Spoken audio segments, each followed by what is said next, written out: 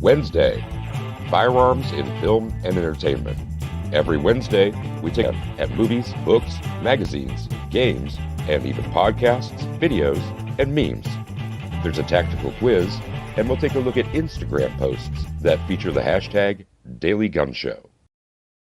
GearWebsites.com is your source for firearms-based playing cards and books. We also have mugs, shirts, and posters with designs that we've made live. Of course, we have patches. Every Friday is Free Patch Friday. We appreciate your support. Thank you for shopping at GearWebsites.com.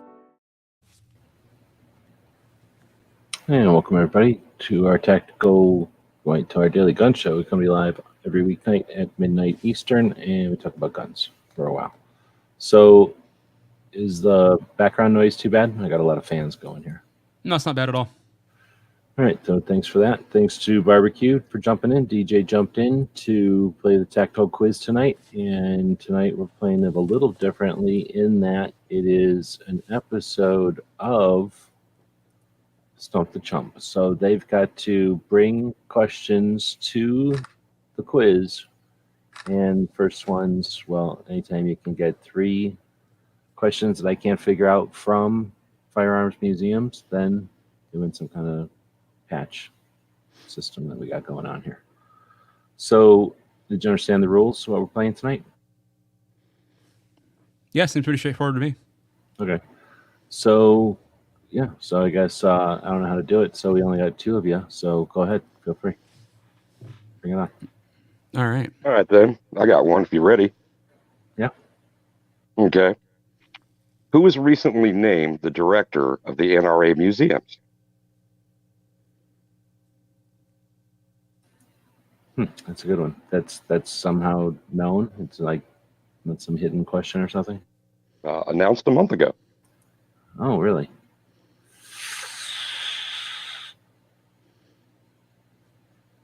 No, don't know.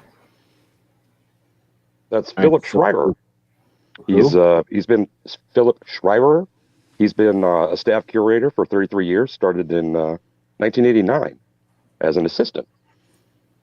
So let me put it out this way too. I wanted to clarify this so that it doesn't become like, oh, you just said 6,204 and it was really 6,205, right? So if you're gonna ask a question that's like, let's say the answer is 6,000, then I can't. You can't be like, how many, let's say, guns are in this museum, and the number is 6,000.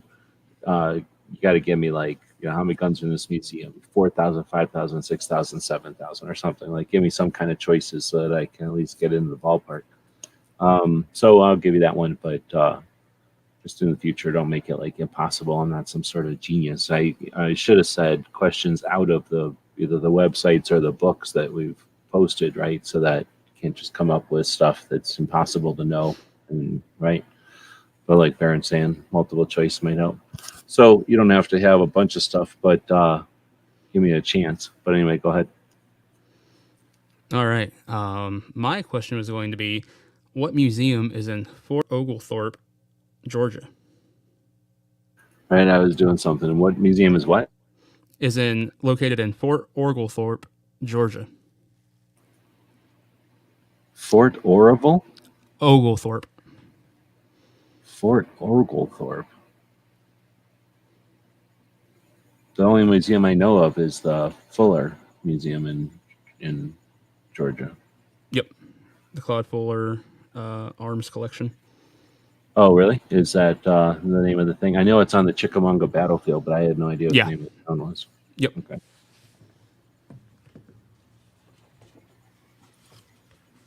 I believe it's DJ's turn now. Imagine if there was like a whole bunch of people in here, then you might be able to get me. But with just 2 of you, I'll be able to arm wrestle you all night. All right, well, I got one then. So, the Jan Davis Museum is featured in your Gun Museums book. What time do they close on Saturday? On Saturday, 5 p.m. Bing, you got it. Because they close at 5 p.m. on every day, right? That I cannot confirm. I'll look that up. Oh, I'm pretty sure that's what it is. At least that's what I was going off of. But that was a good one. That was a tough one. I was kind of guessing there a little bit, but I assumed.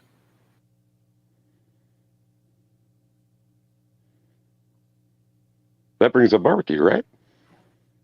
It does.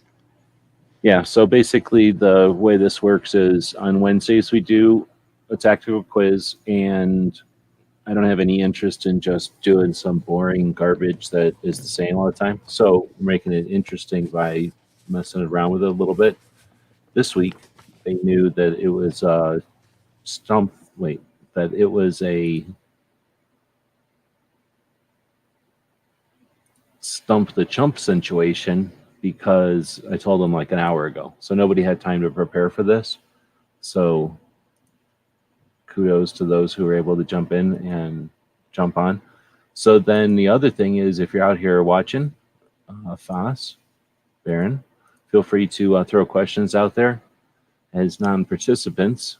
They're just gimmies, Well, or you guys can grab them, I guess. But anyway, I said, heck, they could probably jump in still. It's not like we're like super deep into the game or anything.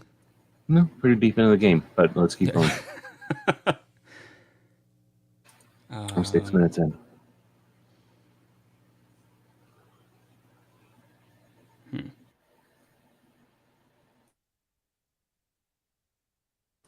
All right.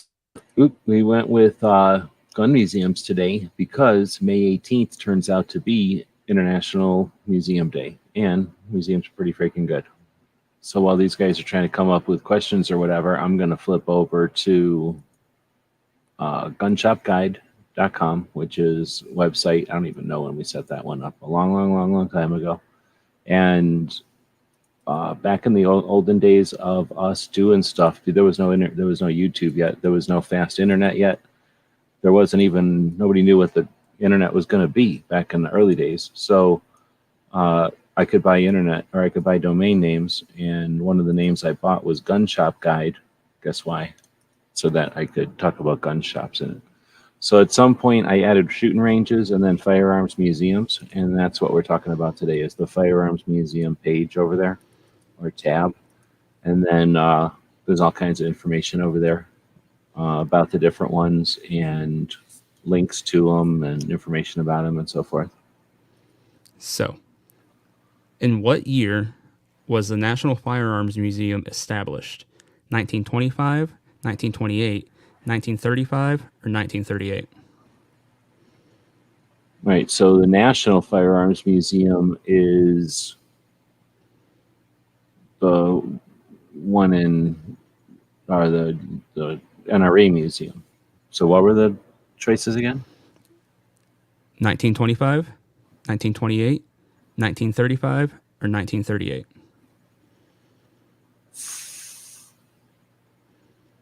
All those seem kind of early, but I'm going to go with 38 maybe? 35. Okay, so I guess I'll get one. That is in the museum book.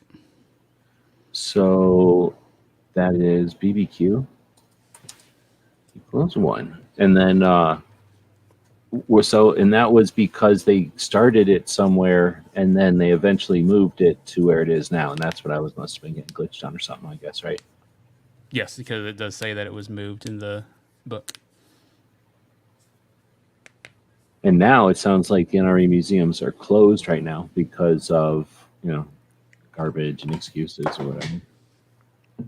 Speaking of NRA, I won that super awesome prize pack from Foss on the mouse party a couple weeks ago. I actually received it like 5-6 days ago. Never got around to opening it till today. And I'm now drinking out of my super awesome NRA insulated cup. Thank you, Foss.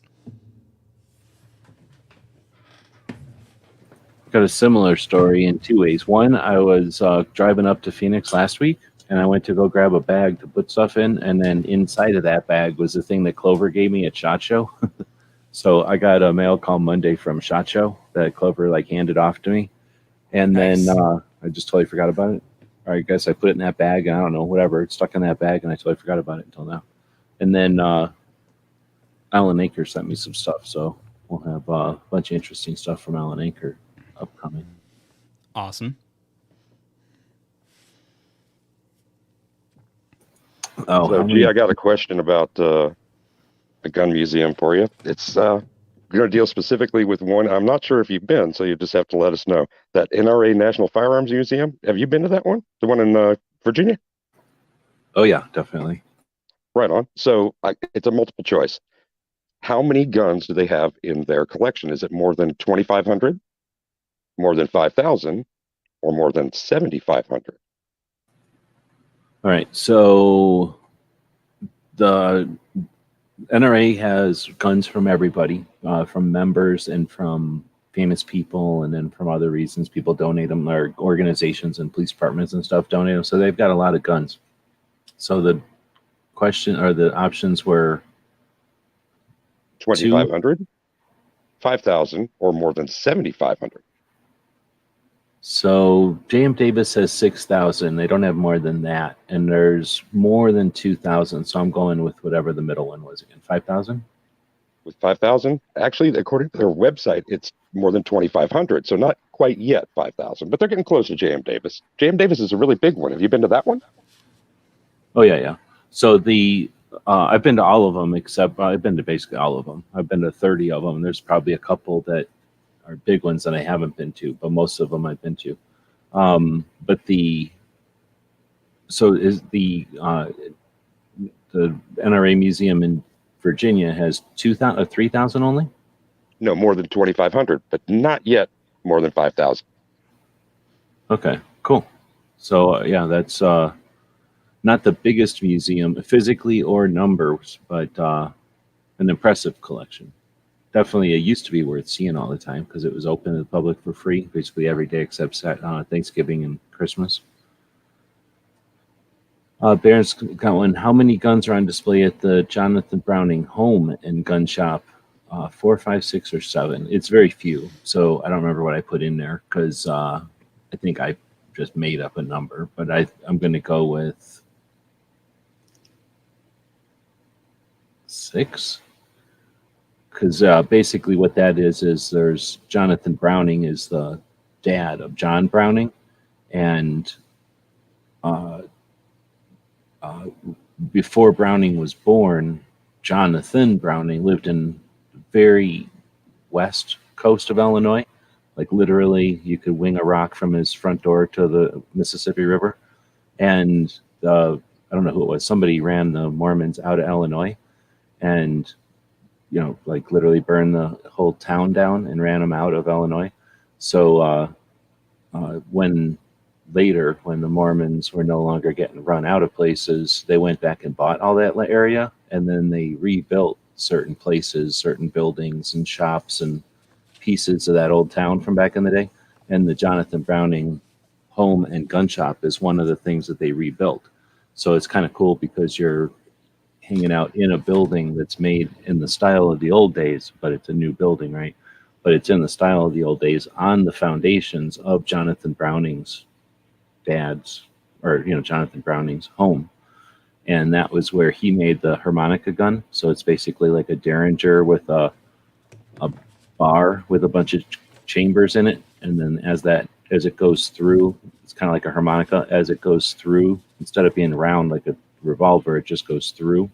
So as it goes through the gun, they shoot, and it's a multi-chambered Derringer called a harmonica gun. His dad came up with that one. Anyway, so yeah, they have very few guns there. So it looks like 5 was the answer. So I guess we'll give Baron 1 there.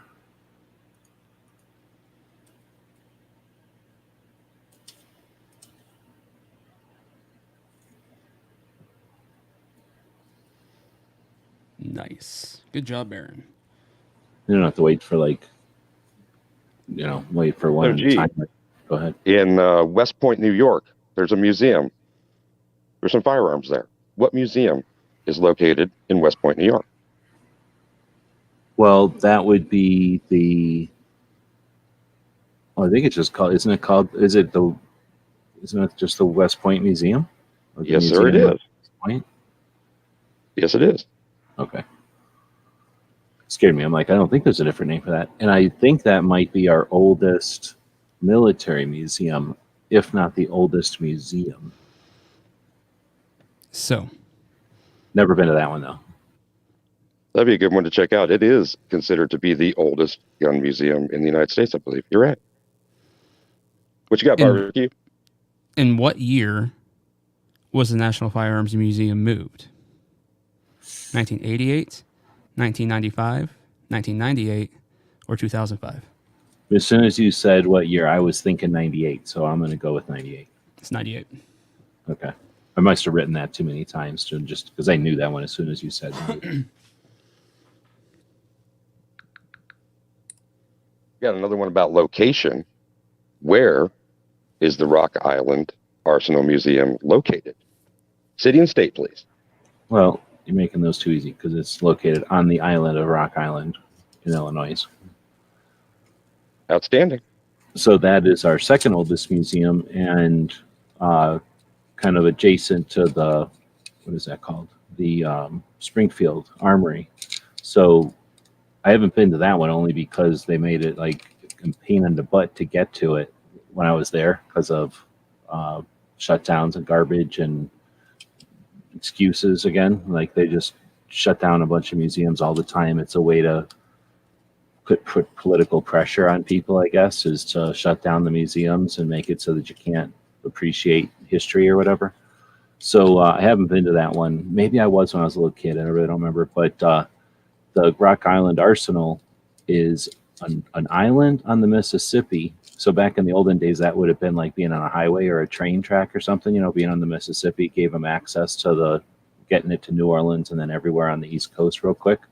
So they built, I don't think they built ammo there, but they built everything like leather and a lot of metal things. And I don't know about wood, but I know they made a lot of leather and metal things there. So like saddles and, well, guns, I guess, but other stuff, you know, cannons and other machinery and stuff. So they did a lot of stuff there. And that museum has all of the stuff that they made there.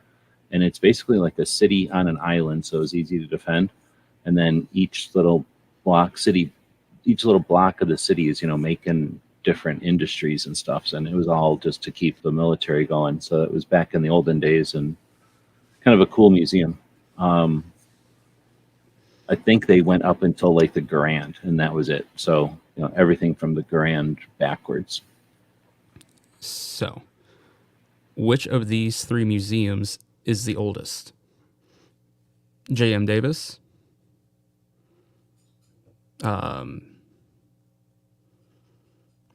Trap Shooting Hall of Fame and Museum, or the National Skeet Shooting Museum, or Skeet Shooting Association Museum, excuse me.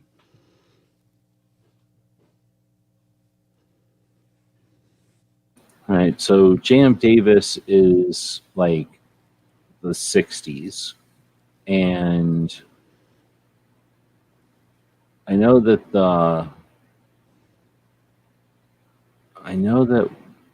one of them is new, but I don't know what the other one. So the question is, which is oldest? Yes. I'm going to go with J.M. Davis, but I'm kind of guessing. No, it's actually the National Skeet Shooting Association Museum. All right, and where is that one at? That one is in, what's that say there? Texas, San Antonio. That was. Oh, okay. I know of that one, but I've never been to it yet. And I've been to San Antonio like 100 times. So when I was researching that one, I was like, dang it. Like I never knew about it and I'd driven past it. But yeah, okay. That like one was created in 1961. J.M. Davis was 69. Okay. As well as the Trap Shooting Museum was 69 as well. Oh, wow. So I had no idea they were both that old. The Trap one is up in Ohio, right? Or Illinois? Illinois. Okay. So yeah, that's neat. And I don't know nothing about them other than doing research. So I'm probably not doing good research. You know what I mean? Like I'm literally just figuring it out from the internet, but those are kind of neat. Like I'm sure there's got to be others because I know that like back in the day, shooting expositions were a thing. People just like to see people do crazy Guinness Book of World Record type of stuff with guns.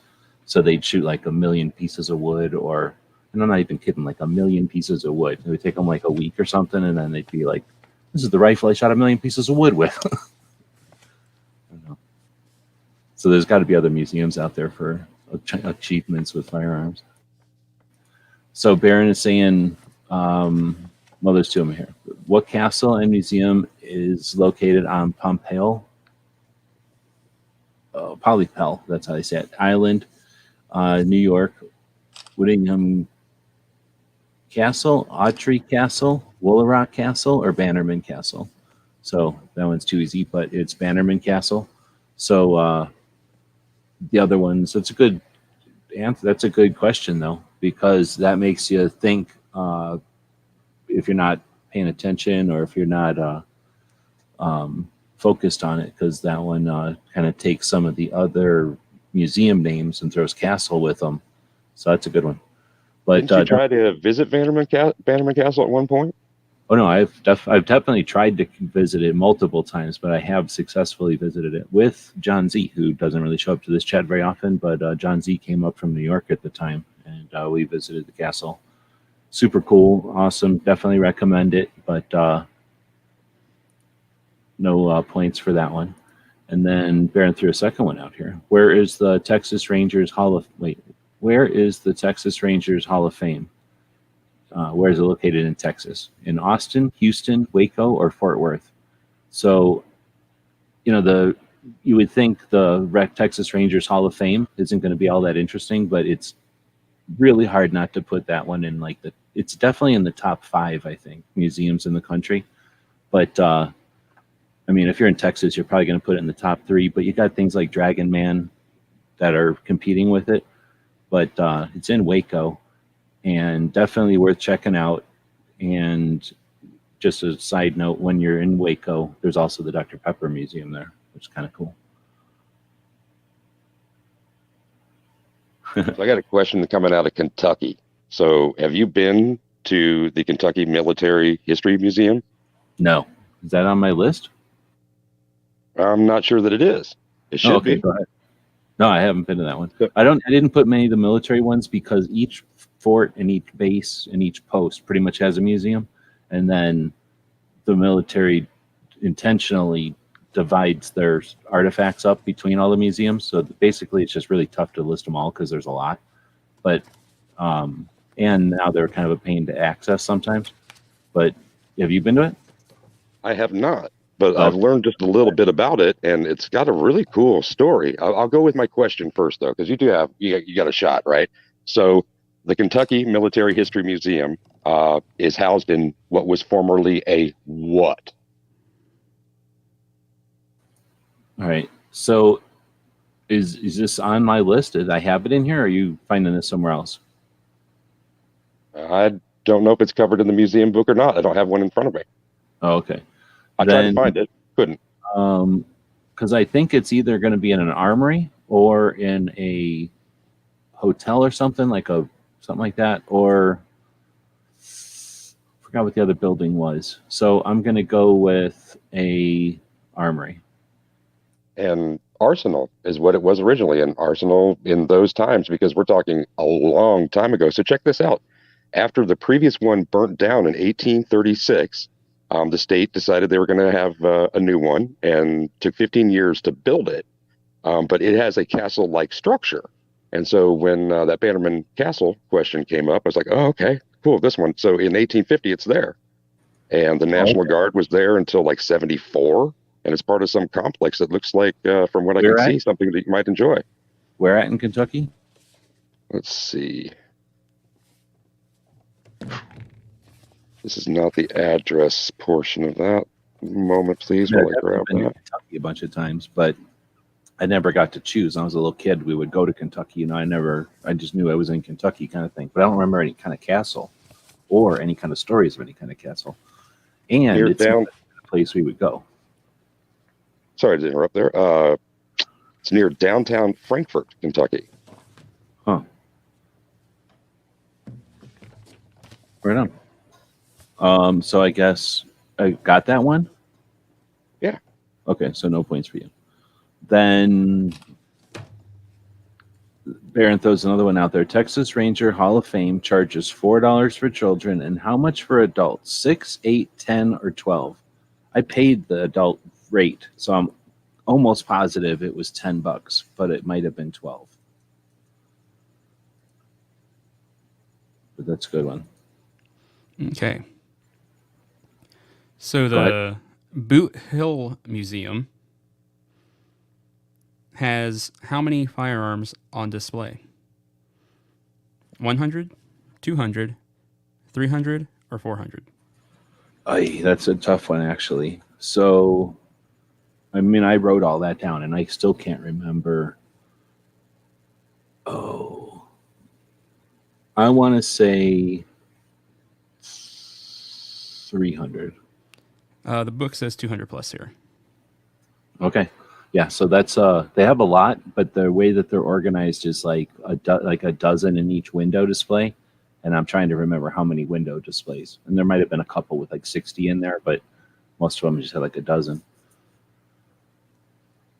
Oh, hold on. So does that give barbecue 3?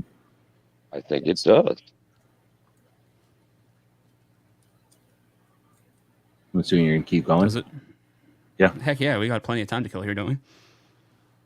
So Baron was saying $8, so then I missed that one, and I think that brings Baron to 2 then? Yes. Ooh, what's that? So we go into a second round for a second patch with 3 questions stumping you being a winner here. I need to get clarified on the rules. Well, there ain't really rules so much as Right. parameters, and he has stumped the chump 3 times. So he's got patches, he's got something coming to him. But that doesn't mean it's over. It just means that he's now got something coming to him. He's going to get what's coming to him. Well, does Baron have another question out there? No. Not yet. So I know that you have been here because we've talked about it, and we've talked about it in back chats.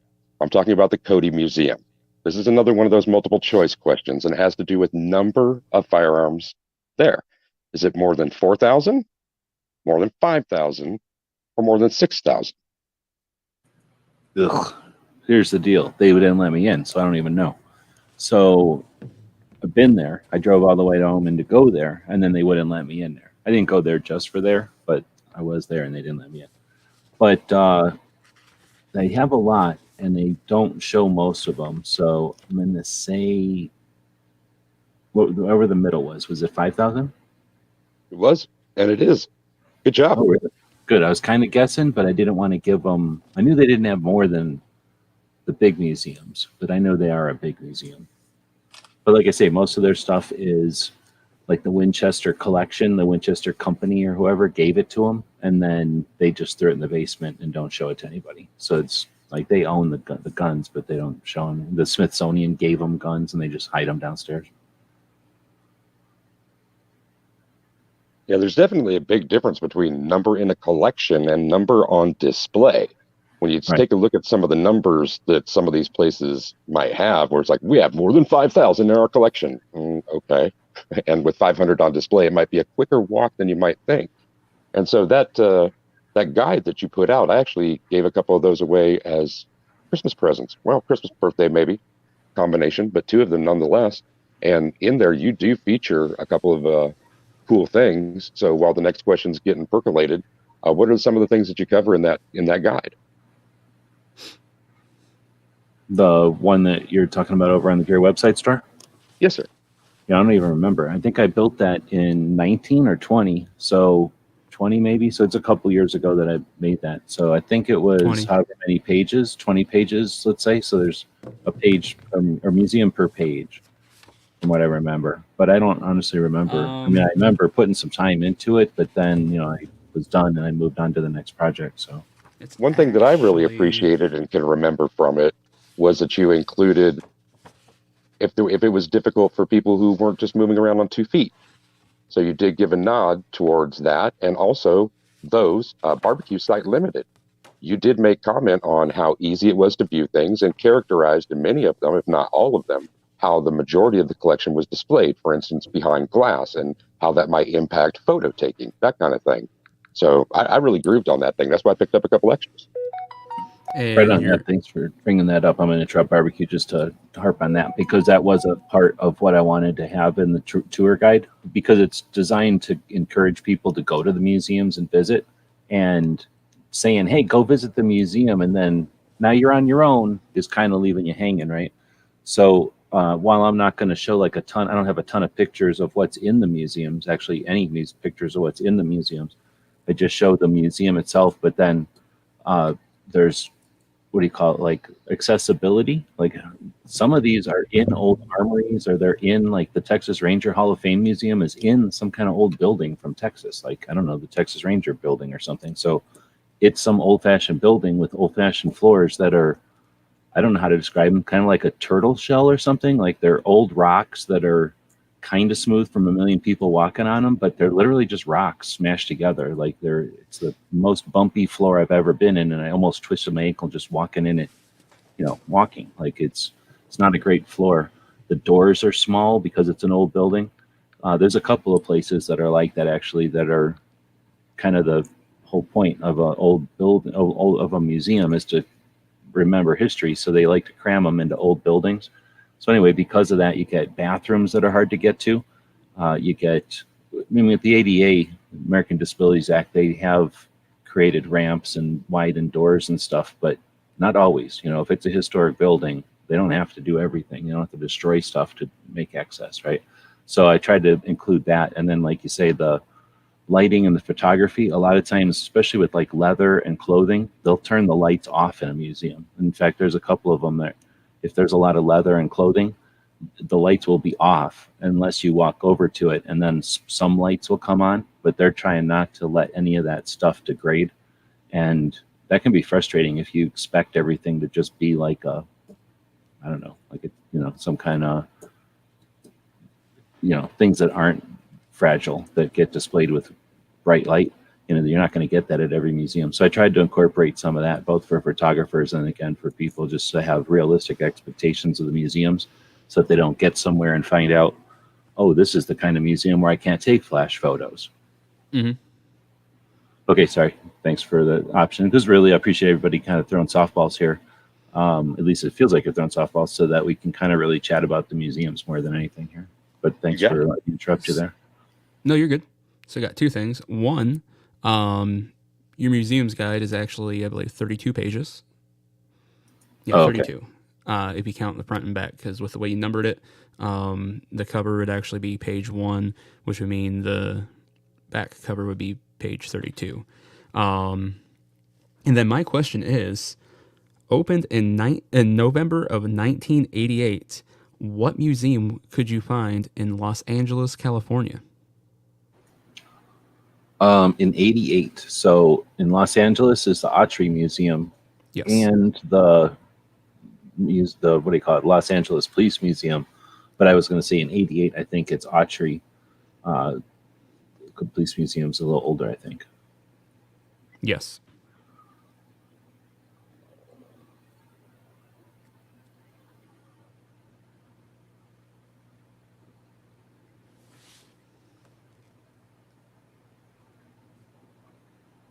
Marino's out there.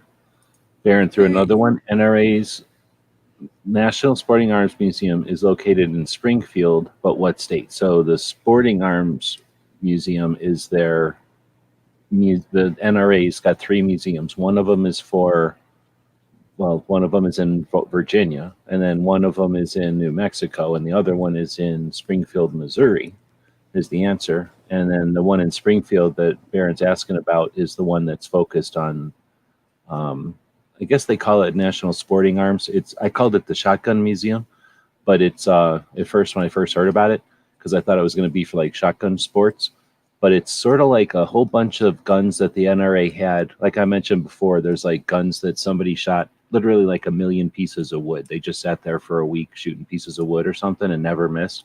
And then that gun will be sitting there on top of a pile of wood. There's that kind of guns there. There's really fancy guns, a couple of presidential things. It's a really nice museum. And it's in a Bass Pro. And I think it's the first Bass Pro or the biggest Bass Pro or something.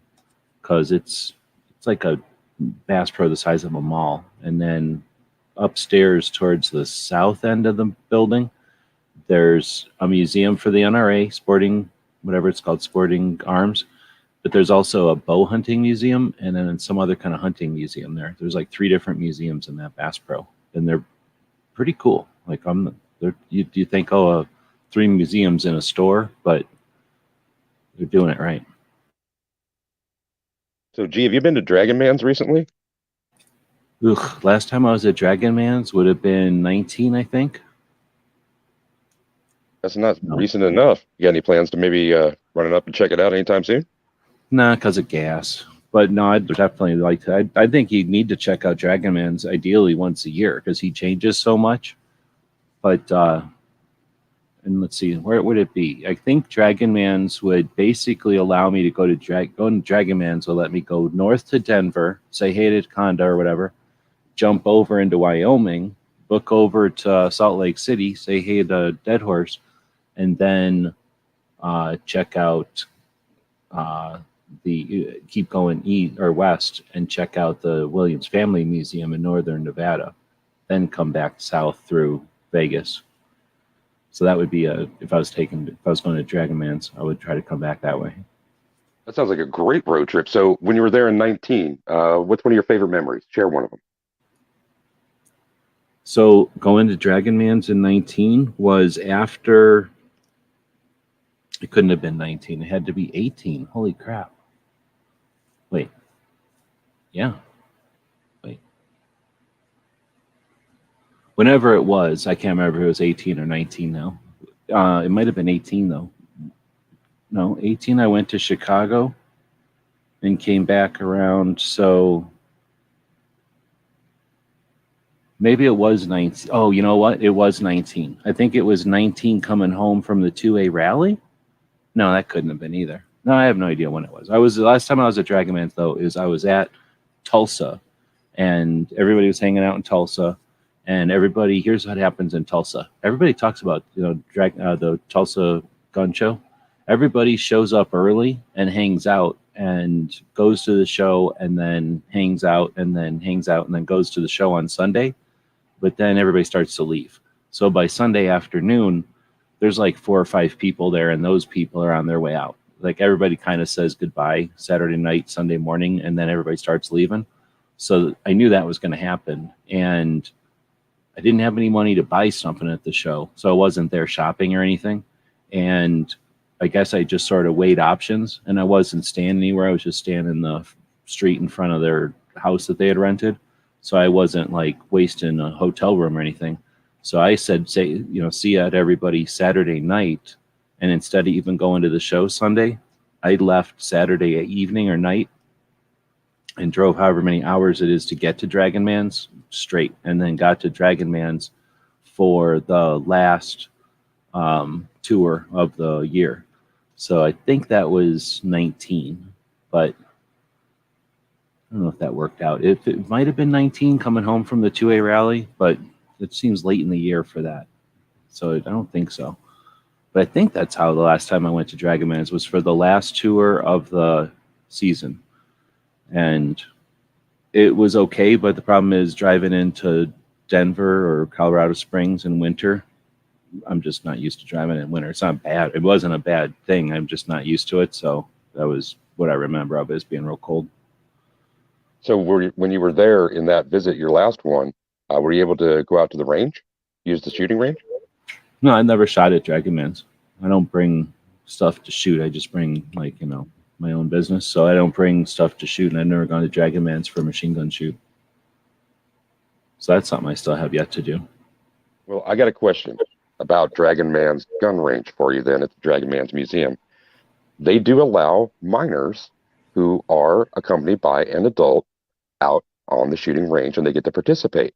So I got a question about the age at which that is allowed. Multiple choice now. Do you have to be 6 years old, 8 years old, or 12 years old?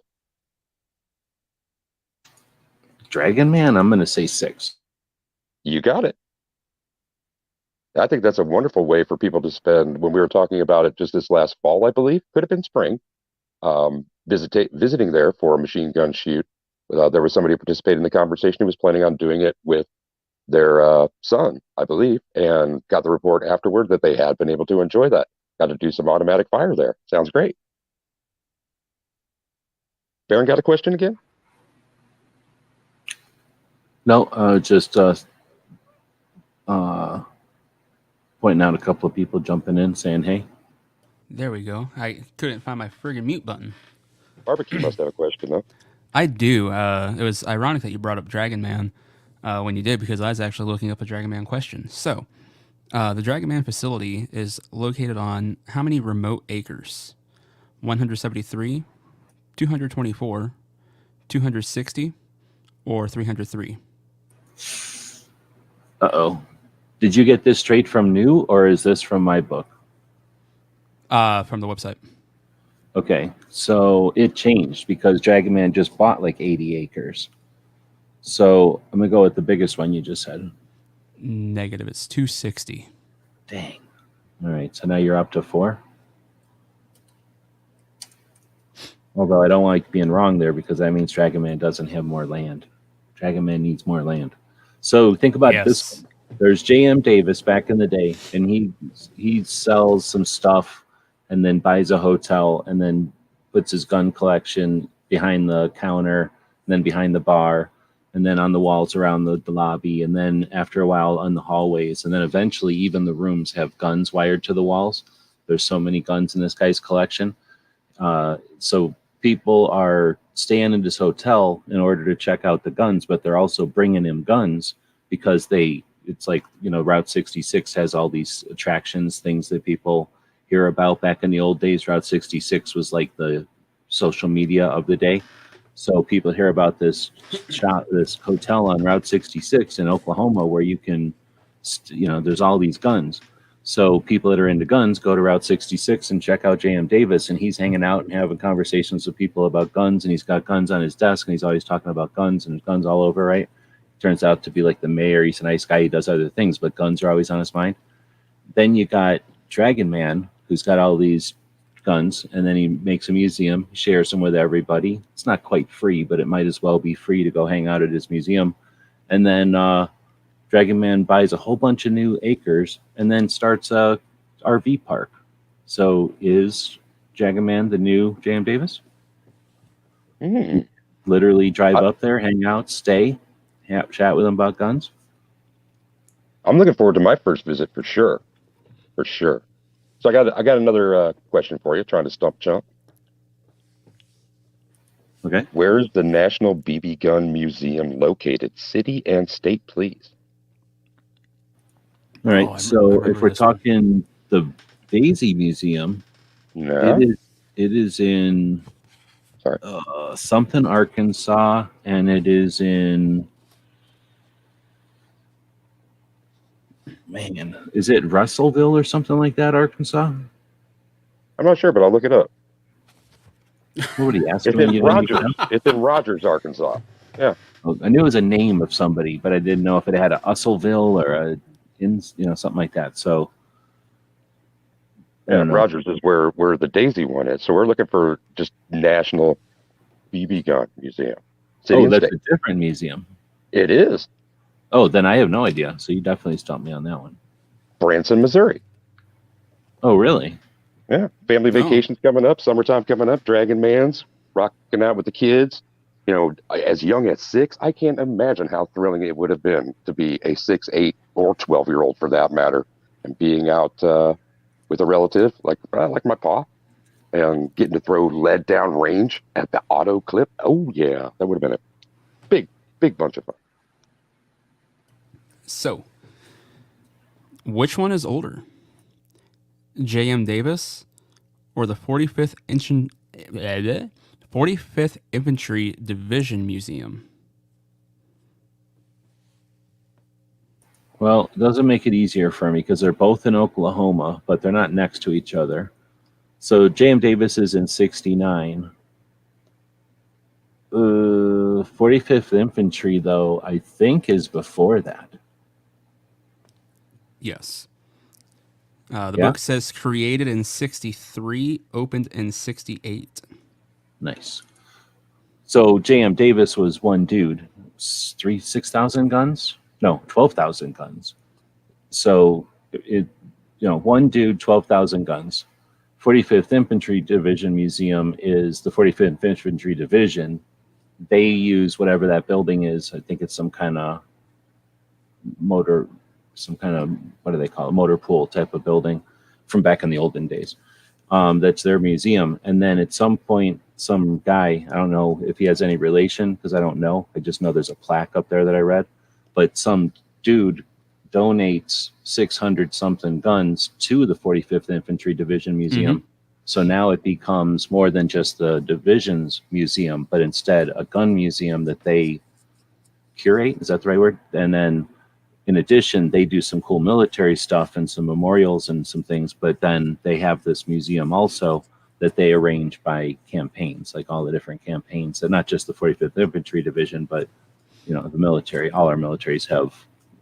Anyway, so that's two different styles of museums, and then 45th Infantry Division is is the Army division. I guess it's in Oklahoma. That's why it's there. But some guy gave them 600 something guns, and they're just like, "Hey, we'll take care of these guns for you, no worries." Where the J.M. Davis was 12,000 guns. He's about to die. Well, he's getting old, and he says, "Hey, state of Oklahoma, I'll give you all my guns as long as you make them available to everybody for free forever." And Oklahoma's like, "What? Okay." And they have done that since 1969. It's pretty awesome. I got a follow-up question about the 45th Infantry Division Museum then. So, can you give me the name of the artist whose work, this is a cartoonist now, who was a member of the 45th Division and also has a display of his cartoon artwork on display at the museum? World War II, I'll give you a couple hints here. Yeah, World War II cartoonist. World War II cartoonist. And he started doing kind of gag cartoons for the boys in the 45th. And then eventually he went from their newsletter into Stars and Stripes. And in 1944, he became distributed by United Feature Syndicate. And when you see these illustrations, G, I bet that you will know them. I know them myself. I'm thinking it's Casper, but I don't remember the guy's name or anything. But that's what they kind of reminded me of. So when you go to the museum, there's like a section of it. It's not little, and it is a whole bunch of drawings, and it's, I don't know, it's hard to explain. It's kind of like you're walking around through posters, but I don't remember the guy's name. The guy's name? Mort Walker? Mort Walker? Mort Walker. No, it's not Mort Walker. It's William Maudlin. And he won 2 Pulitzer Prizes for his illustrations. He's definitely worth checking out. And that he has the what's the name again? Something Malton? Mauldin, Mauldin. So his characters, his main 2 characters, were Willie and Joe. They were infantrymen. So he was writing from the perspective of being an infantryman himself. And so it was one of those things where in the public, and I'm speaking generally here, where those cartoons then applied into the Stars and Stripes, and this distribution really got to speak to a lot of folks and represented his original work at the 45th, and you can see it again today. Oh, snap. So I think the one that is most iconic, there's a bunch of them that are very iconic, like you said, but the one that everybody can remember is when you've got the Jeep with its busted wheel, and the guy is covering his eyes, and he's about to put the Jeep out of its misery with his 1911. That's the one I think I remember from. Well, no, there's more than that, but as soon as I seen that one pop up, I was like, oh yeah. So we'll throw some. Yeah, Mort Walker did Beetle Bailey, so you would know his work as well. Yeah, and I think maybe the reason that Gizzard Gary went ahead and tossed out Mort Walker is native of El Dorado, Kansas. The Chicken Man checking in. But yeah, the 45th Infantry Division Museum does have a pretty good chunk, and that makes sense. I didn't realize. I like to say I'm there for the guns, and depending on what I'm doing, I don't have 2 hours to hang out at the museum. So I'm in there looking around, doing my thing, taking pictures or whatever. So I must have taken some pictures of the cartoons, but I don't think I ever appreciated that it was that guy. So that makes sense why they would devote so much space to the guy and his different work. And with an exhibit like that, those are not tiny. Like some of them are larger. So I'm wondering if he didn't use a paintbrush and sort of, make things the size of a piece of paper, and then they shrunk it down to the newspaper as opposed to using a pencil and having it expand into a poster. I'm not sure how Stars and Stripes did it. Don't either. I've known it to be done in by both methods. And there's another example of, I mean, check this out. Another firearms related museum, Firearms Museum. It's on the list. It's in the book kind of thing, where kids are going to have something to check out too. It's not just going to be a boring bunch of guns up on the wall that only dad wants to look at for a distracted, 7-year-old. Maybe it's not their jam, but looking at cartoons and asking questions, it gives a lot of opportunities for somebody to check out the museum and enjoy it while the little ones get to as well. So, sticking with the 45th Infantry Museum, G-Whips, you mentioned a gentleman that donated 600 plus firearms. That would actually be 667 firearms according to the work that you put together. So, what was that gentleman's name? Now, I'll give you the first and middle initial, and then we'll do multiple choice for that last name. So, first name was Jordan, middle initial B. What was his last name? Reeves, Revis, Reynolds, or Ryan? Dang, that's a good question. So I'm having to try to remember the plaque. What's the options again? Reeves, Revis, Reynolds, or Ryan? I think if it was Reynolds or Ryan, I would, for some reason, I think those are common enough names. So I'm thinking it's those first two. I'm going to go with the second one, which I don't remember what you said, but just because it sounds like the second one. It would just be the first one, Reeves. Dang. Close. Reaves. Definitely guessing on that one. That was a good one. That was a great way to frame it. So is that the fourth for or fifth for barbecue? That'd be 5, I think. Yeah. Did I hit all of Barron's? No, I don't think I missed this one. So Barron had threw another one out here. Nice. Which museum on your webpage has both the least amount of weapons and the largest single weapon? Ooh. Huh. So, well, there's only the one with the most is the J.M. Davis. But does it have the largest? I guess if you count the tank out front. If that's what we're doing, the tank out front. Wow. Because unless I'm missing something, I might be crazy, and maybe there is something with even more. Like one of the hidden ones, like Smithsonian or something. But that's a good one. Oh, Titan That's a really good one. Museum.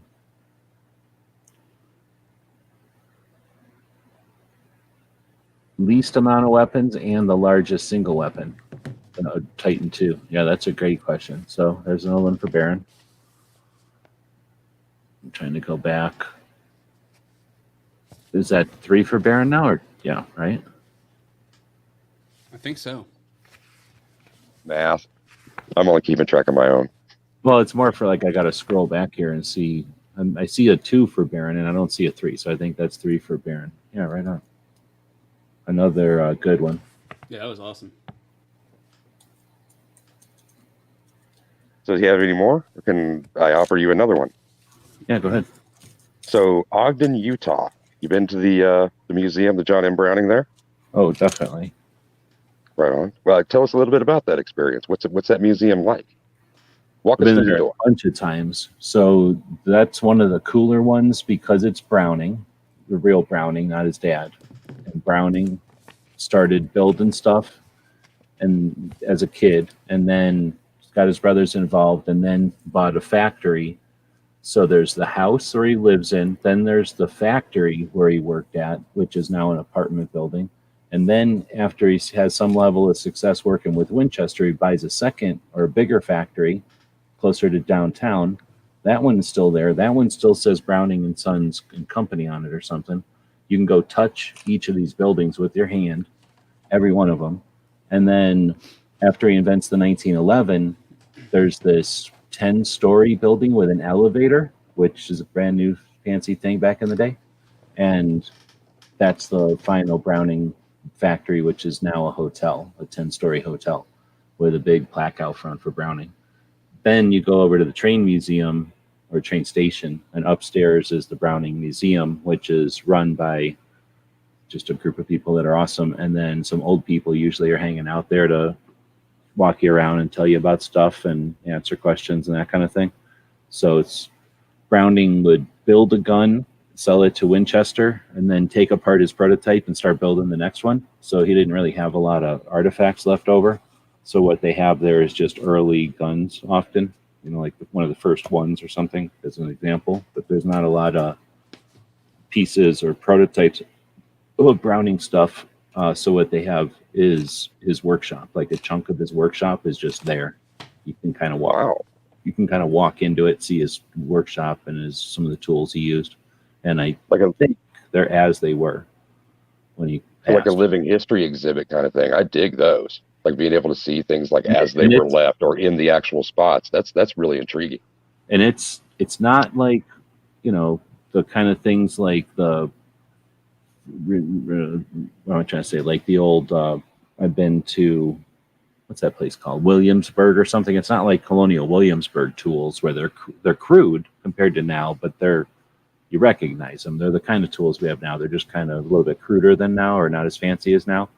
Nothing plastic, it's all metal, but it's stuff that we're familiar with, screwdrivers and wrenches and all this stuff. It's just, super neat to think that Browning hanging out in or what was it? Or was that? Where is that fan at? Brussels? Belgium? Yeah, Belgium. He passed over there somewhere. So wherever he was doing something and set his stuff down, they kind of took pictures and set it up that way again. So it's a question about Browning designs that are on display at that museum that I've got for you next then. Give me the names of the 4 generations of Brownings represented by their names, if you would please, in the museum that you visited. Wait, what? 4 generations of Brownings are on display at the museum. Name those 4. I have to name the 4 names of Browning people? I don't know any of them. Well, starting off with who? You mean like John Browning? Yep, Jonathan. There you go. Another kid and another kid? I don't know him. Like Dweezil, Moon, and I don't know, Fry. Well, one of them, Val, is responsible for the BAR design, I think. Oh, really? Oh, yeah. Val Browning, yeah. No, I knew. I once you say, I remember their names, but I don't have that kind of recall to know Browning's kids' names or whatever. So you had Jonathan, John M. And that's the one that most people know, the John M. Browning, right? But the father's work is there. So that's the first, those 2 generations. The next one was Val. And the youngest one is Bruce. He's John M.'s grandson. Like the opposite of giving me a multiple choice. That's making me answer 4 times the question. Like here, 4 answers. Like, no way. Well, I gave you, like you said, you had a couple of those slow pitches were coming across the plate. And so I figured if you've been there a couple of times, you might be able to remember that. But I like that there's 4 generations there. Another great example of, go ahead. No, finish, go ahead. I was just going to say that it's another great example of when you're on the road, there is something that you can find. I mean, there's 4 generations work that are in that one place. It gives a sense of the history that, firearms are something that are part of the United. That from the website or something? Yes, sir.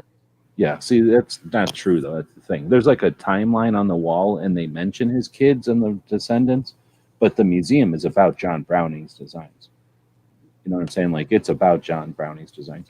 There's a couple of the designs where, like, when he died, his kids, kept going with him or whatever, and I'm sure they did other things, but those are machine guns, and they're, like, at the very end of the room. This is all one room, and it's, like, I forget how many guns, but dozens only. And 60-80% of the room is John Browning, and then he also had children. And they don't even talk about his dad, I don't think. Or if they do, it's at the very beginning of the time. Actually, they do. At the very beginning of the timeline, there's one gun there from his dad or something. But anyway, so it's definitely a John Browning museum. Well, it's kind of unfortunate they don't give a better treatment to the successive generations. But that's the thing. It's not a Browning museum, because I think there is a Browning museum because there's a Browning company. You know what I mean? This is the John Browning Museum for whatever reason that people in Ogden decided to make. At least that's I'm assuming because it's I don't know. I'm just saying that because I think the that's where room is mostly his stuff, but they may consider it everybody's also. it's where he grew up, I think, right? Well, you mean Ogden? It's where his factories were. I think he also grew up there. Yeah, but I'm not 100%. Because if I remember somewhere else from the biography that I read, I thought his family was actually East Coast. Then they moved to Ogden, but I could be wrong. It could be that he moved to Ogden. His dad lived in some place like Ohio or Indiana or somewhere, and then moved to Illinois. And then all the Mormons because the Mormons got run out of somewhere, and then they moved to Illinois, and then they got run out of Illinois, and then they moved to Salt Lake City. So it was when they got like burned down and run out of Illinois is when his dad was building guns. And then once he moved, John Browning was born. So, what museum is also known as... Oh, where'd it go? Come back. Dang thing. Is known as what? As the Museum of Lost Arts. Oh, okay. That's a good one. So that one is even better than a regular question because basically Bannerman, before he got ran out of New York, because New York's a bunch of jerks, he had a couple of different locations where he would have a surplus store, which was actually sort of a museum that you could just buy everything there. And at the upstairs of it, he had the Museum of Lost Arts, right? Yes.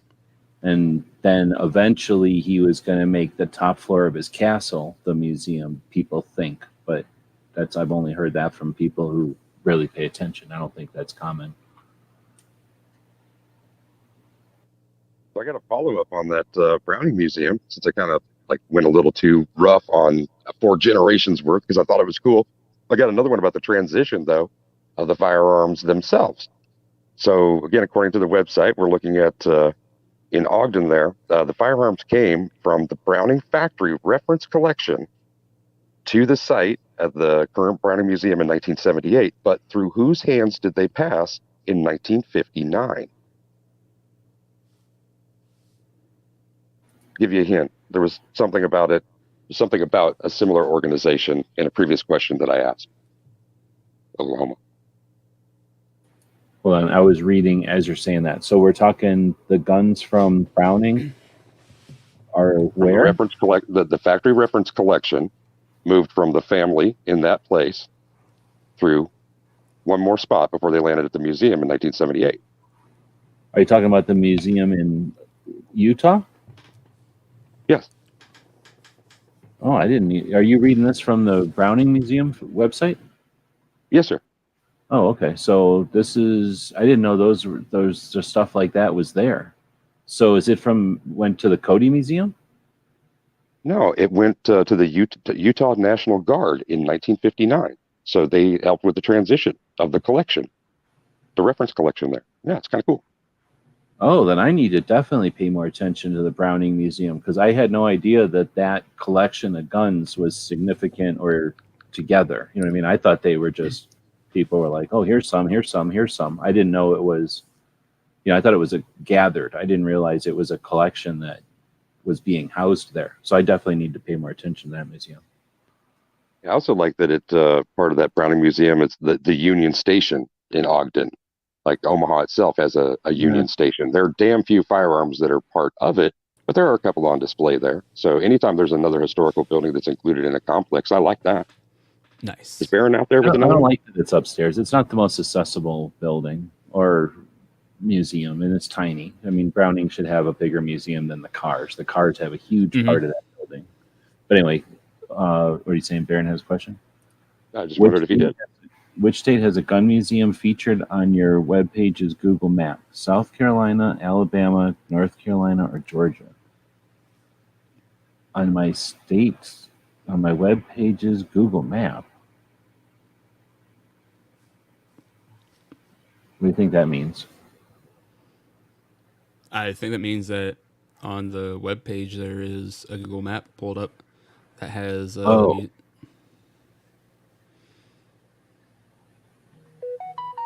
Is a gun museum featured? It should have.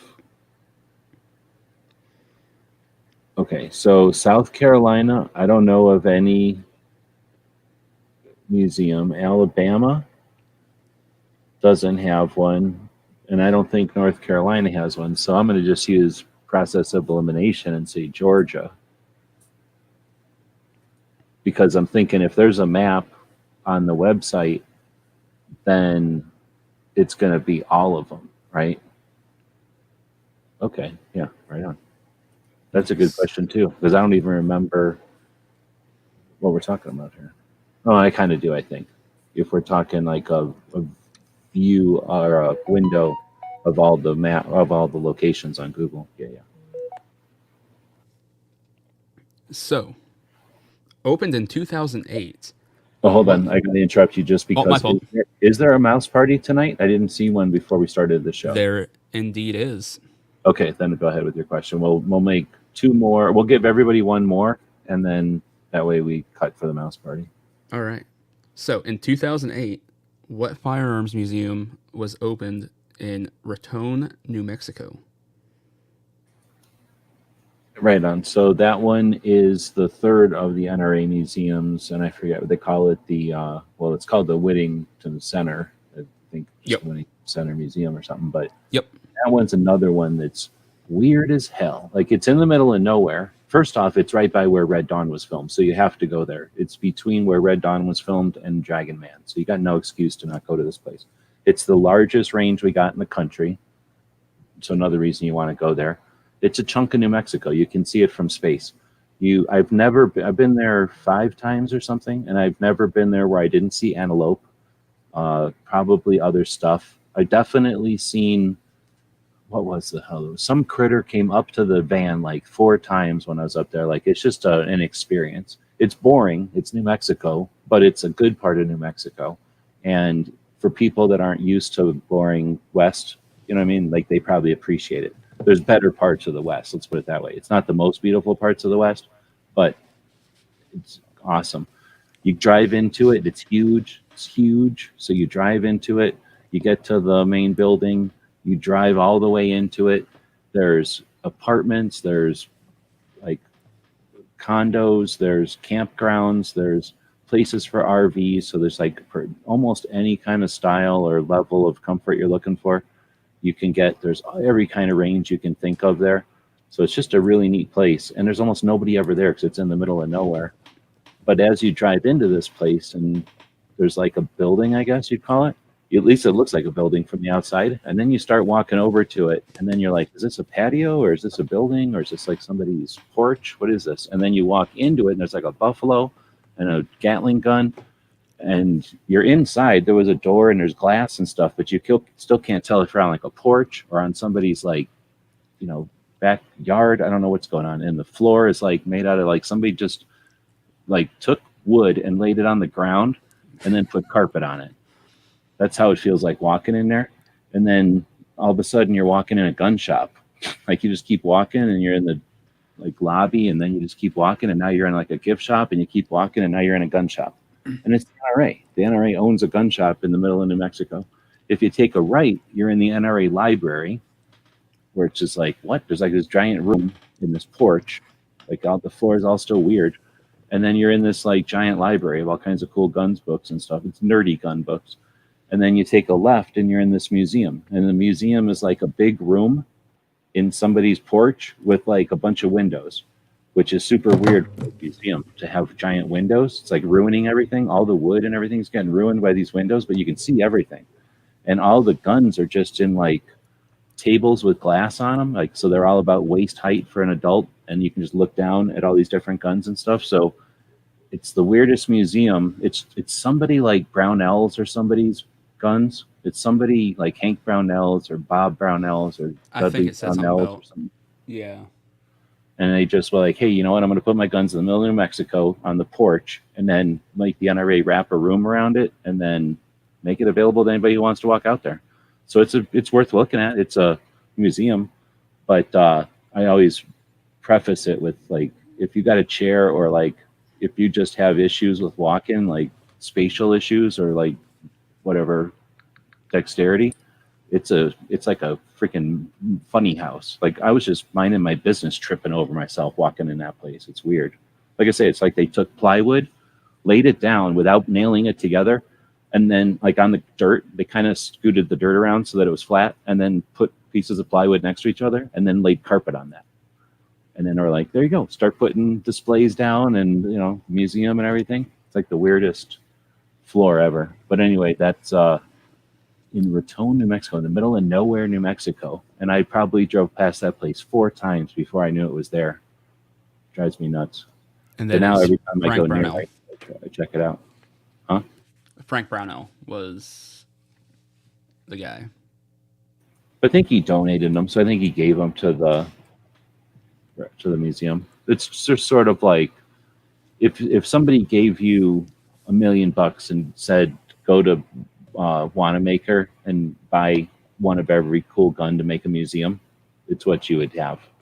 It's like specimens of all the cool guns, but not like the one that President so-and-so had. Just a really nice version of every gun. Yep. Not maybe every gun, but an assortment of guns. All right. Does anybody else have any other ones?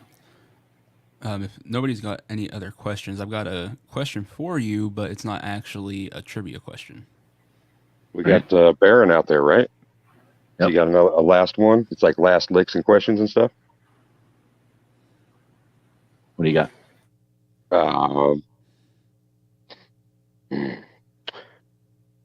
Okay. John Wilkes Booth, his Derringer, is located in what museum? I don't know. It's the Ford's Theater Museum. The which one? Ford's Theater Museum. What is he saying? The what museum? The Ford's Theater Museum. Sorry, this is a little late. Ford Theater. Sorry, I Does was that- hearing it was just a reverb or something. So Does how that many actually is count as a firearm not- museum, though? No, because it's not a firearm museum. It's not in my book, but he's just picking up things to try to stump the chump. So I'm that's not- 3 for DJ, I guess. I guess technically. No, I'm not looking for a point on that one. I was just looking for something because we were on our way out the door and on the way to the mouse party. Not quite on our way out the door, but that was DJ's last one. Does Barbecue, you said you had another one? Oh, no. I thought my last one was the one that I asked about Raton because you announced the last question thing right before I asked that, so I figured that ate up my last one. So I think Baron might have one out there, though. I mean, I'm not looking at the text chat. I'm just saying. Well, Baron's at 3, DJ's at 3 because of his trickery at the end there, and Barbecue is at 5. So if Barbecue came up with another one, I got potentially negative points for that. I just threw it out like in general. How'd I get knocked you down to got 8, 3 you from got 6? you went from 2 to 3. So How'd you got get 8 6? points for trickery. What a miss. What? DJ said, All right. how do you go from After Chad be fine. go down from 3 to or go to 3 from 6? And I Down to 3 from 6 is what I said exactly. yeah. We could settle that out. So Barbecue another has 5. Does Barbecue want to try to do another one or no? I'm gonna try and pull something out of my hat here. And by my hat, I mean your book. Okay, let's see about this. So while you're coming up with the question, we'll mention that after this show, in approximately, I'm looking, 13 minutes, it's getting there. There's going to be a mouse party, which is a topic-less conversation that happens on Wednesdays from Foss and Barron. What museum? Oh, that is so annoying.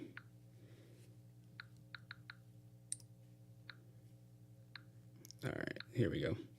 What museum is located at 6045 York Boulevard, Los Angeles, California?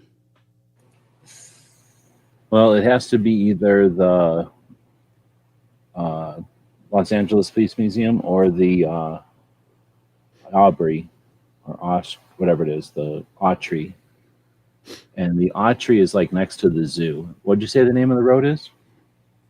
Let me get back down here. York Boulevard. I can't imagine that road that the zoo is on is called York Boulevard. It's probably called like something stupid circle. So I'm going with LA Police Museum. It is LA Police Museum. Nice. But that was a good question. So you can get a point for that. And that means that if I click this button, there's the patches that we're playing for today. So barbecue was the first to attain 3. What do we got here? We got some kind of a camouflage coating one. We've got some kind of a 2-and-2 shield thing with some kind of a snake and a sword, so maybe a medical thing. This is, I believe, from the movie Revenge of the Nerds. Slotnick Electronics, Lambda Lambda Lambda. Looks like a pocket protector, but it's actually a patch. Nice. Then we've got something that says Communist, 1979 Safari. We've got a Don't Tread on Me in kind of a gray color. Got a Don't Tread on Me in a yellow color. We got 3 different kinds of Haterades here, of sewn, a rubber, and a different kind of rubber colors, different color rubber. We got this Zig one, which is I think an all glow in the dark. Then we've got something that says Wolf Hunter, choice not chance. This one I believe is from the movie Jurassic Park. Life finds a way, and there's a mosquito inside of a little ball. Got this kitten flicking you off. And then Marines crayons, MREs. Oh, and then whatever this is, something Frigus, which is some sort of an arrowhead with a lightning bolt on it. And then when it says built by JB.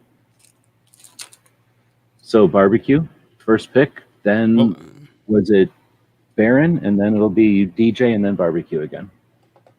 Gonna have to go with that. Can you show me that built by JB thing again? I'm gonna say it's my initials. So. Oh well, then don't worry about it because you're not picking that one. I've got more than one of that, so you'll get one of those for nothing. Definitely gonna have to go with the crayon MRE. That was pretty sweet. I'm pretty sure this is Alan Anchor. Oh yeah, it says right on there, Alan Anchor. See? So that's literally just getting a free patch. Boom. Now Baron. And while we're waiting for Baron, DJ. I'm not going to try and swindle anything away from Baron. We got time before that mouse party. If he's still out there in the room, all right. Second choice will be his. I kind of know which way I'm going to angle as a second or a third choice for myself, so I'm going to be good to go whenever that one comes in. So what's been your favorite? What? I cut off DJ. That was my fault. As I say, what has been your favorite museum of all time to visit? Best experience wrapped into one. Favorite. I don't think I can answer that because I wanted to go to the I wanted to go to the Bannerman Castle forever, and I'm not done there. I still have to get in the Bannerman Castle. Dragon Man's is insane, and I've been able to go into Dragon Man's. So in 2018, I went to I know I went to Dragon Man's in 2018 because that's when the bullshit happened in Nevada. Right, the stupid Las Vegas idiot. So when that Las Vegas idiot happened, I was going from Wanamaker to Dragon Man's. I went to Dragon Man's, and this was like I didn't realize that Dragon Man's was only certain days to go into the museum. Yeah, Baron is picking a patch. GJ's waiting. So I'll just pan around. The Dragon Man was up there doing an interview with, I think it was somebody from New Zealand or something like that, some other country. And because there was some person there from another country's news or whatever, they're like, Dragon Man was like, hey, you want to go in the museum? So I was like, can I go with? And he's like, yeah, of course. So I got to go in the museum, like, the top one, so the yellow Don't Tread on Me is Baron. So now there's DJ. So anyway, I got to go into Dragon Man's off-day private tour. Dragon Man, me, dude from New Zealand who barely spoke English, and then somebody holding a camera. So I got to hang out in Dragon Man's museum with Dragon Man and two other people who cared less that they were in there. They were worried about getting video, and I was just bullshit like Dragon Man about his museum and whatnot. So that was pretty awesome. And then I've been there a couple of times just on the regular tour, which is amazing because he keeps buying new stuff.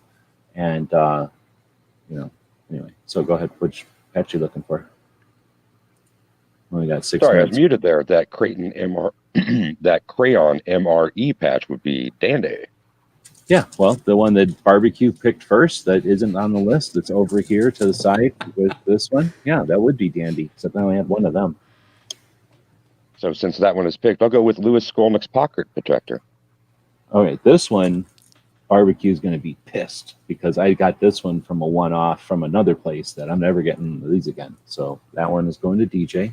Nice. And that Won't lie, I almost picked that on my first go around. Glad you didn't. Now you're back. Heck. I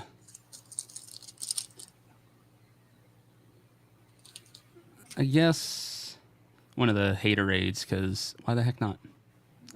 Or actually, didn't you say there was like a medical one, like a snake and something?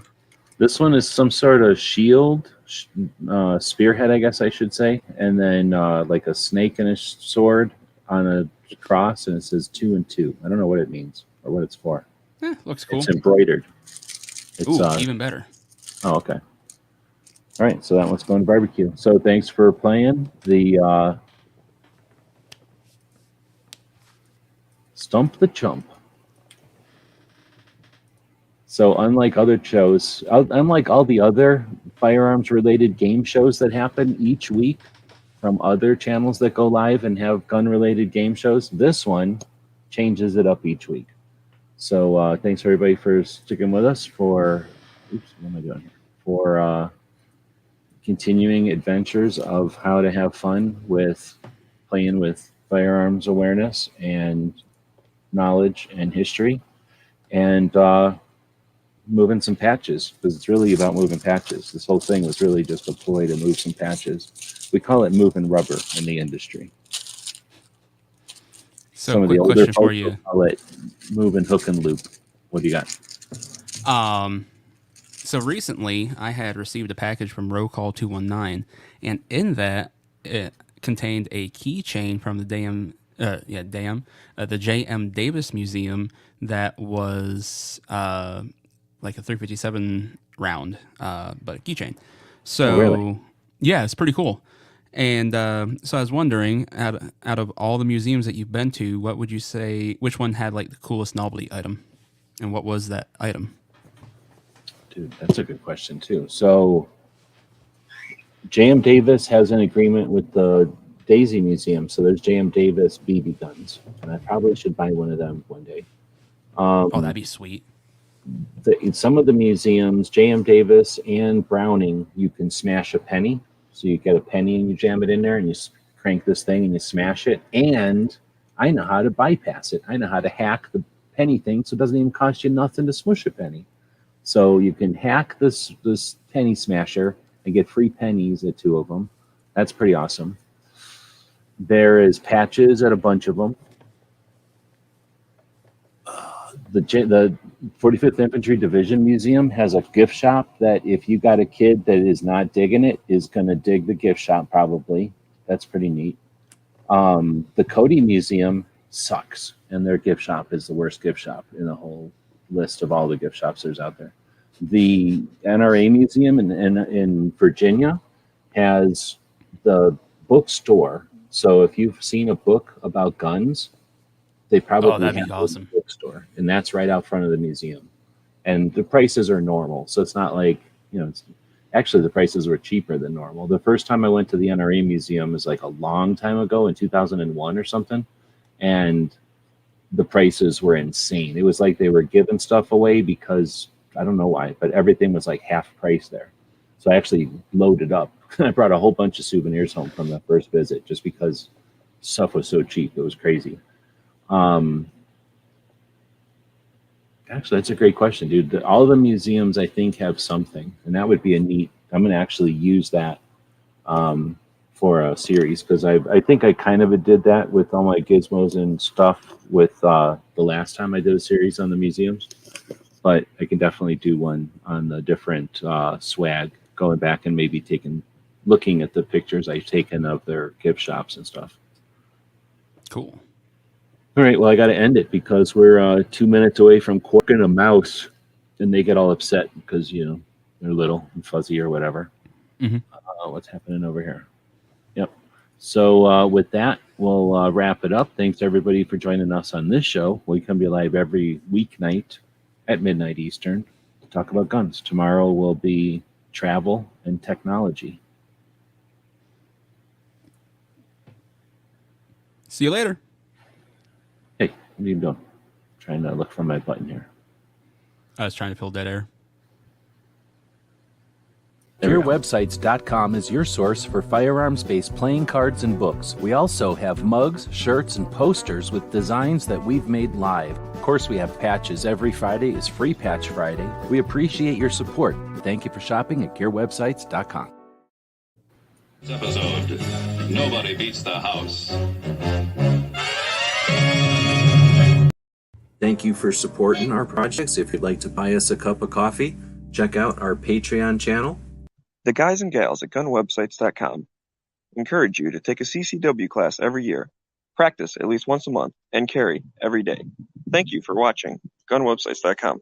Do do do do do do do do.